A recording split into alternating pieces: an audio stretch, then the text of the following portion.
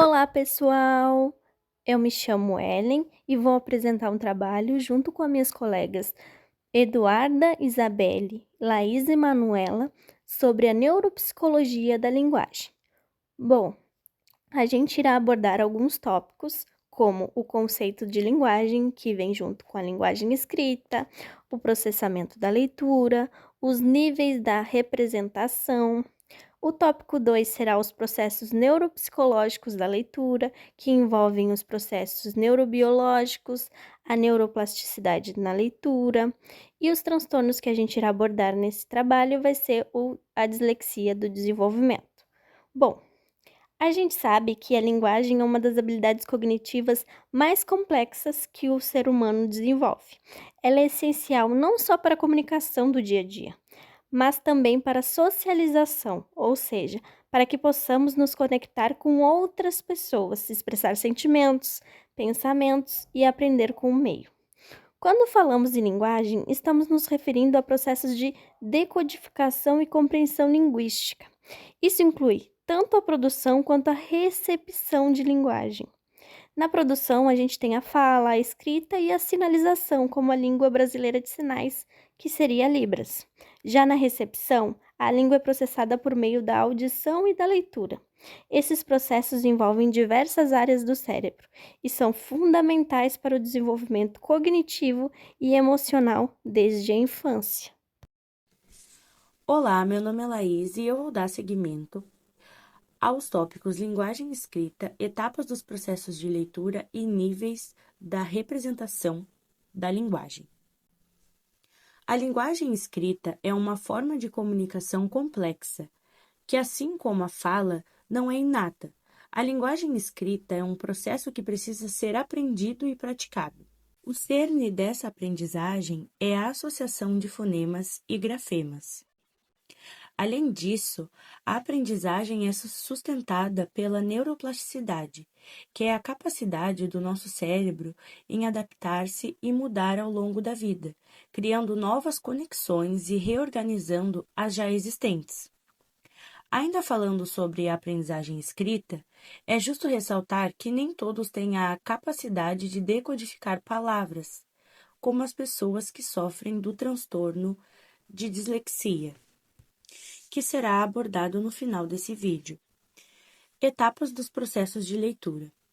O processo de leitura não é um ato único, mas sim uma série de etapas complexas que o cérebro realiza para transformar letras em significado, como a decodificação fonológica. Essa é a base inicial da leitura. É o cérebro que realiza, primeiramente, o entendimento das relações entre o que se vê e os sons que se escuta. É o que acontece quando uma criança aprende que a letra C tem som de K na palavra casa. A decodificação fonológica é a habilidade de traduzir esses símbolos escritos em sons, o que permite que se leia uma palavra que nunca foi vista antes. O segundo processo de leitura é o reconhecimento ortográfico. Com a prática, o cérebro começa a criar um dicionário visual. Em vez de decodificar cada letra e som, ele passa a reconhecer a palavra inteira como um padrão visual. Pense em como você lê a palavra mesa. Você não precisa parar para pensar no som que cada letra tem. Seu cérebro a reconhece instantaneamente como uma única unidade. Esse processo, chamado reconhecimento ortográfico, é o que torna a leitura fluente e rápida. O terceiro processo de leitura é a compreensão semântica. Depois de reconhecer a palavra, o nosso cérebro precisa entender o que ela significa. A compreensão semântica é a etapa de associar a palavra lida a um conceito ou ideia. Por exemplo, ao ler a palavra bola, nosso cérebro acessa a imagem de um objeto redondo usado para jogar. E assim, nessa etapa, é fundamental para a leitura, pois ler sem entender o significado pode não ser realmente ler. No penúltimo processo, memória de trabalho, A memória de trabalho é como uma mesa de rascunho mental. Ela organiza e manipula temporariamente as informações enquanto você lê. Por exemplo, ao ler uma frase, a memória de trabalho mantém as palavras do início da frase na sua mente enquanto você lê o final, permitindo que você junte todas as partes para formar uma ideia completa. Uma boa memória de trabalho é crucial para a compreensão, especialmente em frases e textos mais longos.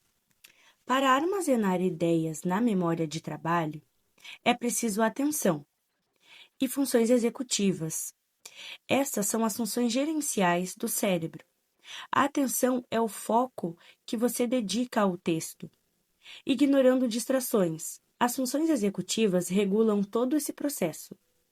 Elas ajudam a planejar a leitura, monitorar a compreensão e inibir informações irrelevantes.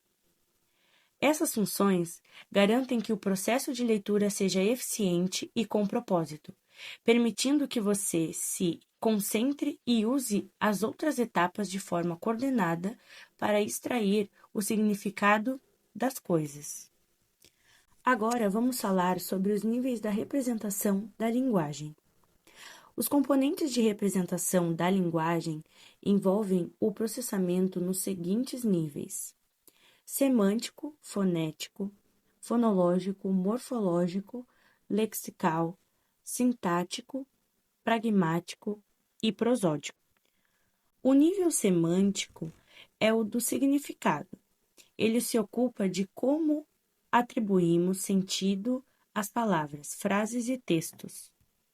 O nível fonético diz respeito aos sons concretos da fala, os sons que de fato saem da nossa boca. Ele é a física do som.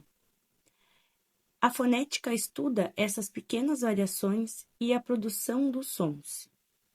Já o nível fonológico é o mais abstrato e se concentra na função dos sons em uma língua. Ele estuda os fonemas, que são as menores unidades sonoras que distinguem o significado. A fonologia lida com as regras de como esses sons se combinam na língua. No nível morfológico, entramos nas unidades de significado. Ele estuda os morfemas, que são as menores partes da palavra que carregam mais sentido. O nível lexical é o nível das palavras. Ele se refere ao nosso dicionário mental, o léxico, onde armazenamos o significado, a pronúncia e a forma escrita de todas as palavras que conhecemos. Quando você ouve ou lê uma palavra, seu cérebro acessa esse léxico para encontrar as informações associadas a ela. O nível sintático trata das regras que usamos para combinar as palavras em frases e sentenças. Ele garante que a ordem das palavras faça sentido. No nível pragmático, vai além do significado literal. Ele trata do uso da linguagem no contexto social. E agora, no nível prosódico, ele lida com a melodia da fala. Ele se refere aos elementos como a entonação, o ritmo, o volume e a ênfase que damos às palavras. Transforma, por exemplo, uma afirmação. Agora, a colega vai dar seguimento ao tópico processos neurobiológicos da linguagem. Olá, eu sou Eduardo e agora vamos compreender melhor os processos neurobiológicos da linguagem. Os componentes de representação da linguagem envolvem o processamento nos seguintes níveis: hemisfério esquerdo. A pesquisa moderna mostra que o hemisfério esquerdo é o principal responsável pelo processamento da linguagem, tanto oral quanto escrita, os quais incluem aspectos como processamento fonológico e sintático, significado literal e processamento da leitura. Já o hemisfério direito armazena aspectos prosódicos, reconhecimento emocional, funções discursivas e pragmáticas. O hemisfério esquerdo e o direito trabalham juntos, cooperação que permite uma compreensão completa da linguagem, desde a decodificação de sons até a interpretação das intenções e emoções do falante. Bom, agora vamos entender melhor sobre o papel da neuroplasticidade na leitura. Ao contrário do que se pensava antigamente, o cérebro não é estático. Na verdade, ele possui a capacidade de se reorganizar e se adaptar ao longo da vida. Toda vez que aprendemos algo novo, o cérebro não apenas armazena essa informação, mas também se modifica fisicamente. Isso acontece por meio da criação de novas conexões entre os neurônios, ou o fortalecimento das conexões já existentes.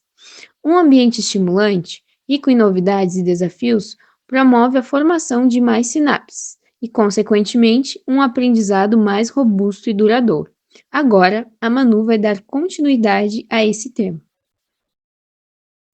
Eu sou a Manuela e eu vou dar seguimento à questão da neuroplasticidade abordada pela colega anteriormente. Bom, a neuroplasticidade também está envolvida com o processo de reorganização de áreas cerebrais necessárias para o processo de aprendizado da leitura, o que promove uma ativação e integração de diferentes regiões do cérebro.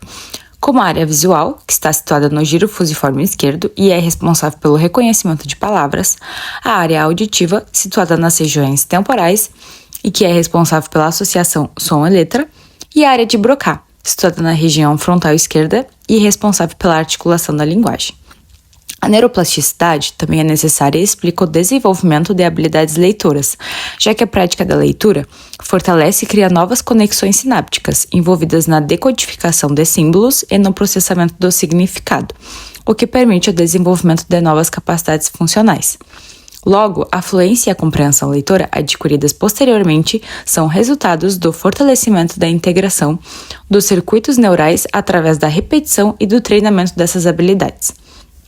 Como mencionado anteriormente, sabemos que transtornos de linguagem como a dislexia promovem uma dificuldade no processo de leitura, e a neuroplasticidade atua como uma ferramenta de intervenção importante, considerando que medidas fonológicas estruturais, que são estratégias de ensino da leitura, que focam no desenvolvimento da consciência fonológica, podem contribuir para a reorganização das redes neurais. Então, essa capacidade do cérebro de modificar sua estrutura e funcionamento ajuda a adaptá-lo a novas demandas e compensar circuitos cerebrais. Posteriormente, a colega irá falar de maneira mais profunda sobre a dislexia. Olá, meu nome é Isabelle e agora vamos falar sobre a dislexia. A dislexia se trata de um transtorno específico de aprendizagem com base neurobiológica, que se manifesta principalmente pela dificuldade persistente em adquirir e automatizar a leitura e a escrita. Os dados indicam que entre os transtornos de aprendizagem, 80% dos diagnosticados são disléxicos, totalizando 5% da população geral.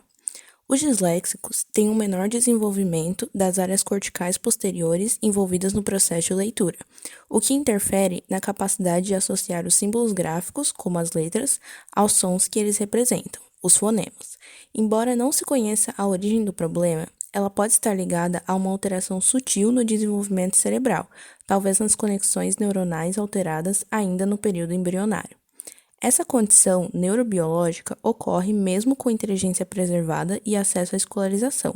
Portanto, não se trata de falta de esforço ou de inteligência, mas sim de uma forma particular de o cérebro processar as informações linguísticas, o que interfere na capacidade de associação.